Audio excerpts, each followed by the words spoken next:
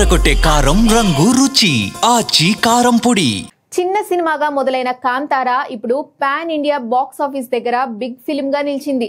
Kantara movie కేవలం 16 కోట్ల budget తో తెరకెక్కి ఏకంగా 400 కోట్లు కలెక్ట్ చేసింది. ఇప్పుడు ప్రీక్వెల్ గా వచ్చిన కాంతారా చాప్టర్ 1 భారీ బడ్జెట్ తో రూపొందింది.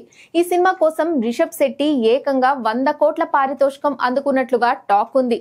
హోంబాలే ఫిల్మ్స్ ఎంతో ప్రతిష్టాత్మకంగా నిర్మించిన ఈ సినిమా ప్రస్తుతం పాన్ ఇండియా లెవెల్లో రీసౌండ్ చేస్తోంది. దసరా సందర్భంగా అక్టోబర్ 2న రిలీజ్ అయిన కాంతారా చాప్టర్ 1 మొదటి రోజు ఏకంగా 89 కోట్ల ఓపెనింగ్స్ రాబట్టింది.